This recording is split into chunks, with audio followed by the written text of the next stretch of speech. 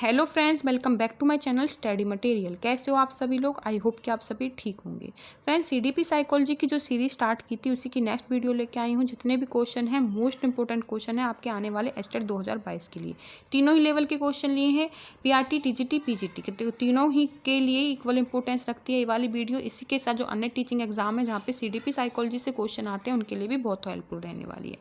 देखिए, क्वेश्चन शुरू करने से पहले चैनल सब्सक्राइब कर ले, लाइक करें, शेयर करें। इस चैनल के माध्यम से देखिए मैं आपकी एस्टेट की कंप्लीट सिलेबस कराने की पूरी कोशिश करूंगी। मैंने इस चैनल पे आपकी हरियाणा जीके की प्रीवियस क्वेश्चंस की 5000 प्लस सीरीज स्टार्ट की हुई है, मैराथन डाली हुई है।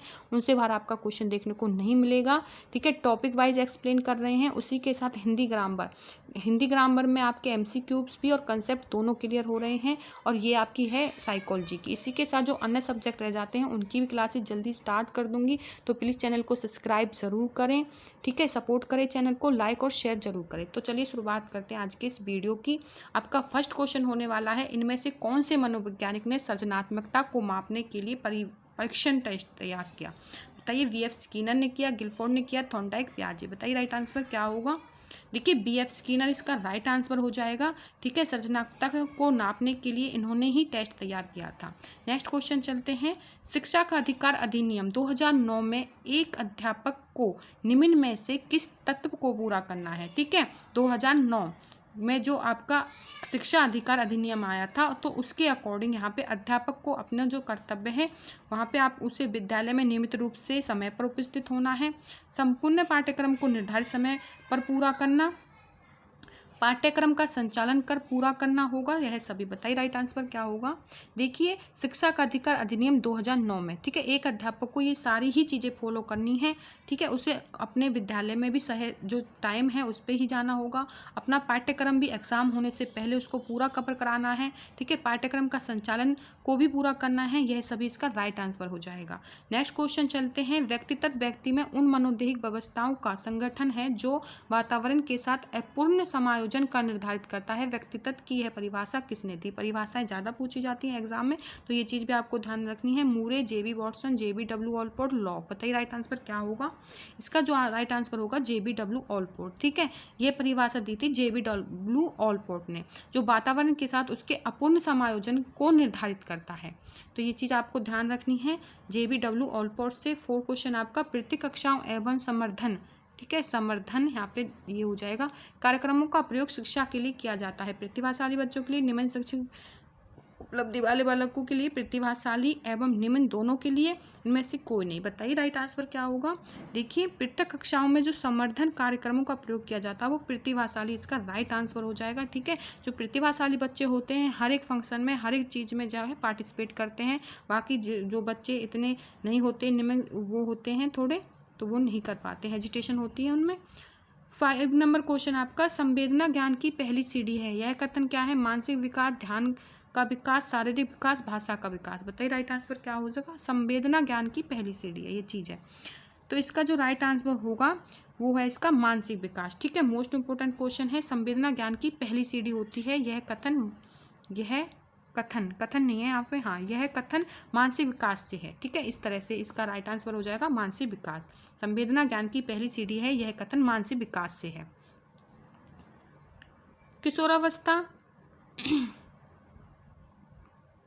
किशोरावस्था की ऐसी आदत जिसमें खुद को भूखे रखने की प्रवृत्ति होती है तथा यह ज़्यादा बालिकाओं में पाई जाती है, तो ऐसी अवस्था को क्या कहा जाता है? बताइए राइट आंसर क्या होगा? किशोरावस्था की ऐसी आदत जिसमें खुद को भूखे रखने की प्रवृत्ति, ठीक है, यह ज़्यादा बालिकाओं में पाई जाती है, तो ऐसी अवस्था को क्या कहा जाता है?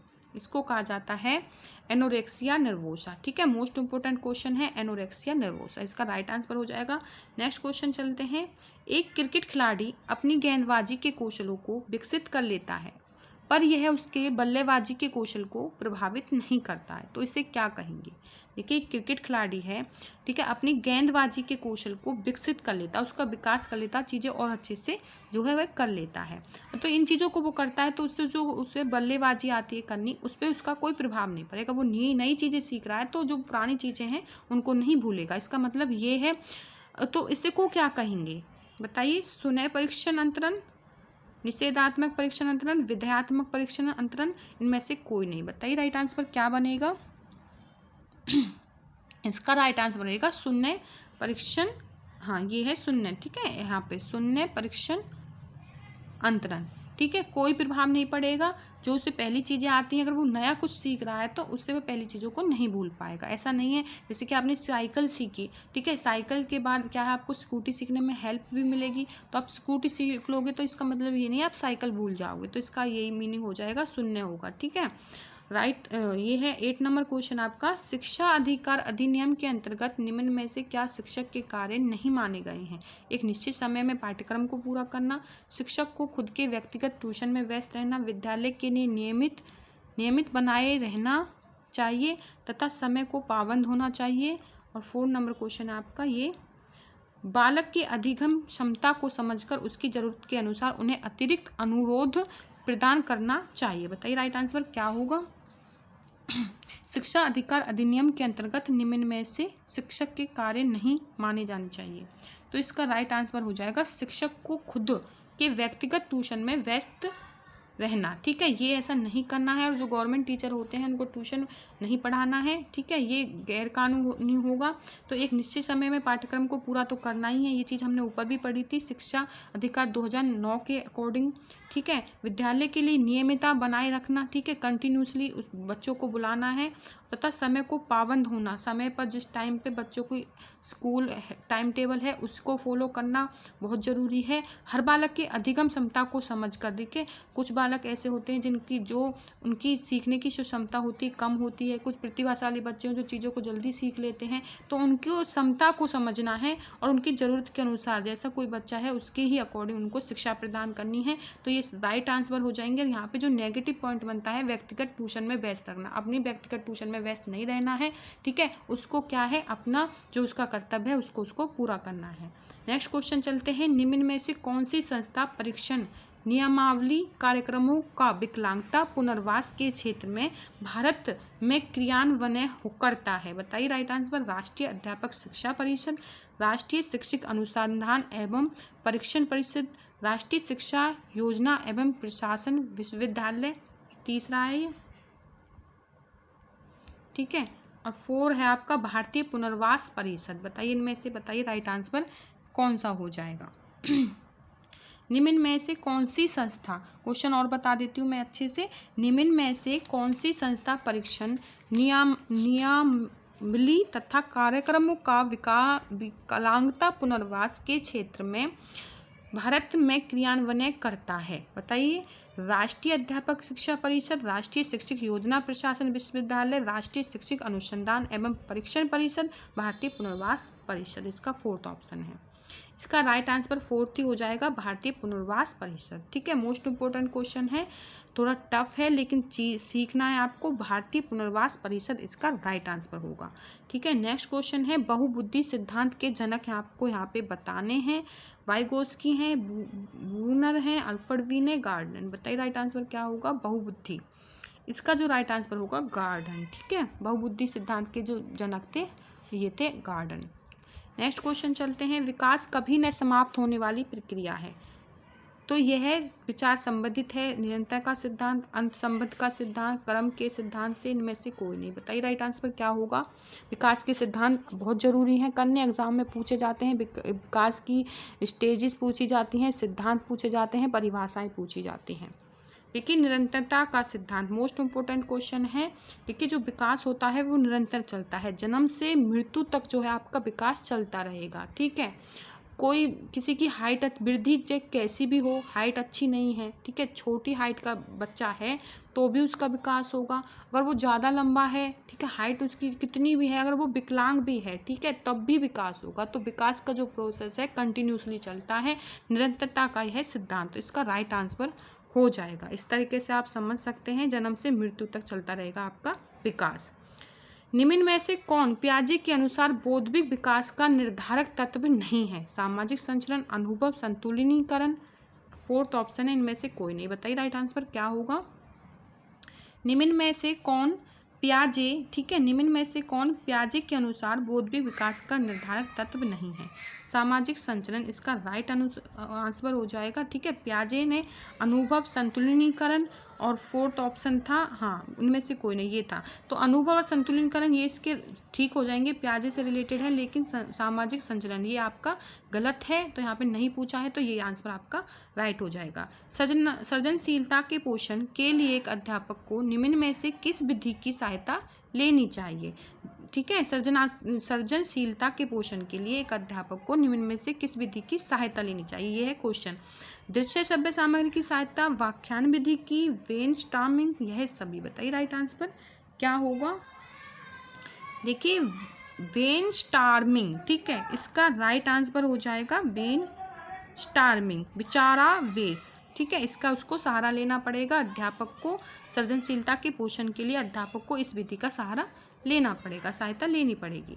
एनसीएफ से क्वेश्चंस आता है, मोस्ट इम्पोर्टेंट है एनसीएफ सभी टीचिंग एग्जाम्स के लिए। ठीक है, और एनसीएफ 2005 में कला शिक्षा को विद्यालय में जोड़ने का उद्देश्य है। एनसीएफ 2005 में कला शिक्षा को विद्यालय में जोड़ने का उद्देश्य है। सांस्कृतिक विरासत की प्रशंसा, छात्रों के व्यक्तिगत और मानसिक स्वास्थ्य के लिए, 1 और 2 इनमें से कोई नहीं। बताइए राइट आंसर क्या होगा? एनसीएफ से क्वेश्चन है, देखो सांस्कृतिक विरासत की प्रशंसा करना, ठीक है, ये इसका राइट आंसर भी है। छात्रों के व्यक्तिगत और मानसिक स्वास्थ्य को विकसित करना, ये भी इसका ठीक आंसर है। ठीक है, दोनों ही पॉजिटिव पॉइंट है। ठीक है, तो दोनों ही यहाँ पे 1 और 2 दोनों दिए हुए हैं, तो इसी का राइट आंसर हो जाएगा। एनसीएफ में आपको पॉजिटिव नेगेटिव चीज़ें देखनी है, पॉजिटिव को ही बढ़ावा देना है। एनसीएफ में जो है बच्चों को ही सब कुछ माना है, तो बच्चों से ही रिलेटेड जो चीज़ें होंगी वो ठीक होंगी। तो यहाँ पे सांस्कृतिक विरासत की प्रशंसा करना ये राइट है, छात्रों के व्यक्तिगत और मानसिक स्वास्थ्य को विकसित करना, तो ये भी सही है एनसीएफ के अकॉर्डिंग। ठीक है, देखिए 50 नंबर क्वेश्चन आपका, निम्न में से कौन बुद्धि परीक्षण के दुरुपयोग का संकेत है? ठीक है, दुरुपयोग का संकेत इनमें से बताना है। उन्नति के लिए मापन में सहायक, फर्स्ट ऑप्शन है। सेकंड है बालकों को वर्गीकृत करना, अधिगम प्रक्रिया को बेहतर बनाने के लिए, बुद्धि लब्धि का जो लेवल है बालक पर लगाकर। इनमें से बताइए निम्न में से कौन सी बुद्धि जो परीक्षण होते हैं उसमें दुरुपयोग का संकेत है। एक नेगेटिव पॉइंट है, वो बताना कौन सा है। देखिए बुद्धि लब्धि का लेवल बालकों पर लगाकर अध्यापक अपनी अकुशलता को छुपाते हैं। ठीक है, तो इसका राइट आंसर यही हो जाएगा, बुद्धि लब्धि का लेवल बालकों पर लगाकर अध्यापक जो है अपनी कुशलता को छुपाते हैं, तो इसका राइट आंसर यही हो जाएगा। नेगेटिव पूछा था, अधिगम की प्रक्रिया बेहतर बनाने के लिए, तो सही है। बालकों को वर्गीकृत करने के लिए देखिए उनके हिसाब से वर्गीकृत भी किया जाता है, उन्नति के मापन में सहायक भी होता है। ठीक है, उन्नति के लिए तो करते हैं जो कुछ भी करते हैं, तो फोर्थ ऑप्शन इसका सही हो जाएगा। नेगेटिव पूछा था तो नेगेटिव सही हो जाएगा।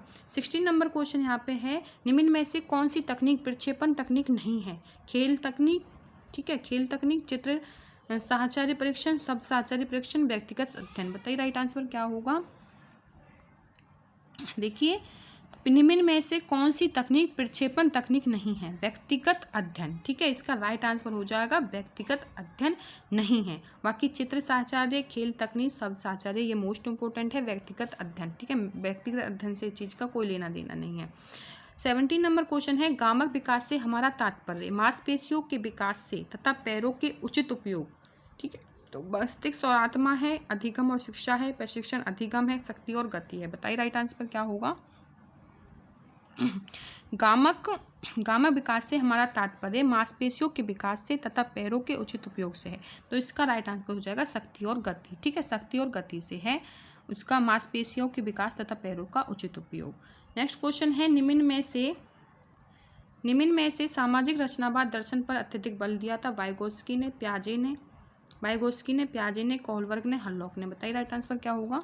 इसका जो राइट आंसर होगा, निम्न में से किसने सामाजिक रचनावाद दर्शन पर अत्यधिक बल दिया? वो थे आपके वाइगोत्स्की। ठीक है, सामाजिक सांस्कृतिक सिद्धांत इन्होंने दिया, भाषा पर इन्होंने जोर दिया। ठीक है, तो इन्होंने कहा था कि जो बच्चे होते हैं समाज के द्वारा चीज़ों को सीखते हैं। ठीक है, और जो पियाजे इन्होंने दिया था संज्ञानात्मक विकास का सिद्धांत, इन्होंने बताया था कि बच्चे क्या हैं। ठीक है, इन्होंने संज्ञानात्मक विकास का सिद्धांत दिया और इन्होंने कहा कि पहले बच्चा क्या है,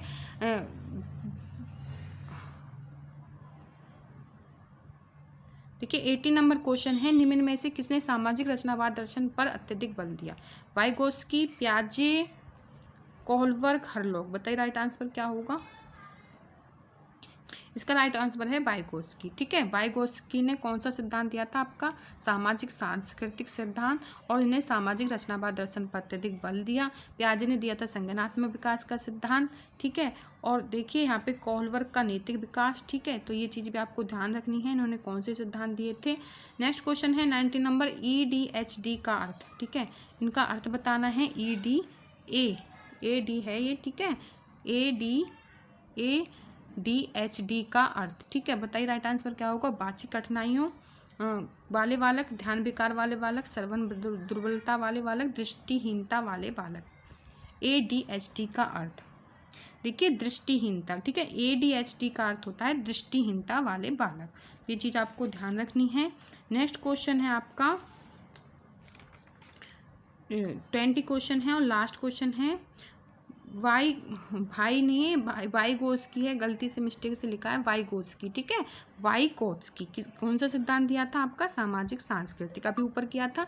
वाइगोत्स्की के अनुसार बालक सीखते हैं। ये चीज़ भी मैंने आपको नहीं बताई, शायद बता देती हूँ। तो उन्होंने क्या था, अपने से बड़ों के साथ परस्पर क्रिया करके। ठीक है, वाइगोत्स्की ने सामाजिक सांस्कृतिक सिद्धांत दिया और इन्होंने बताया था कि जो बच्चे होते हैं अपने समाज में, ठीक है, अपने समाज में अपने से बड़ों, अपने आसपास चीज़ों को देखकर क्या है वो सीखते हैं। ठीक है, तो अपने से बड़े के साथ परस्पर क्रिया करके, अनुकरण के द्वारा नहीं सीखेंगे। अनुकरण का तो देखिए उसमें अल्बर्ट बंडूरा ने बताया कि बच्चे क्या है अनुकरण द्वारा सीखते हैं। ठीक है, परिपक्व होने पर उन्होंने बताया था, जीन पियाजे ने उन्होंने बताया था कि बच्चे क्या है पहले परिपक्व होंगे और फिर अपने लेवल के हिसाब से वो सीखेंगे चीज़ों को। लेकिन यहाँ पे वाइगोत्स्की ने बताया था कि चीज़ों से परस्पर क्रिया करके अपने आसपास, तभी क्या है बच्चे सीखेंगे। ठीक है, तो इस तरह से इसका राइट आंसर हो जाएगा पुनर्वलन। ठीक है, पुनर्वलन पर जोर दिया था आपका थॉर्नडाइक ने, पावलाव ने और स्किनर ने। तो इस तरह से आपके 20 क्वेश्चंस हो गए, मोस्ट इंपॉर्टेंट क्वेश्चन थे। इसी तरह से मिलते हैं नेक्स्ट क्वेश्चंस में, वहाँ पे और भी अच्छे प्रीवियस ईयर क्वेश्चंस होंगे। सारे जितने भी प्रीवियस ईयर क्वेश्चन हैं तीनों ही लेवल के, ठीक है, सारे करवाऊंगी। इसलिए चैनल को सब्सक्राइब करना है, लाइक करना है, शेयर करना है। मिलते हैं नेक्स्ट वीडियो में। Thank you friends.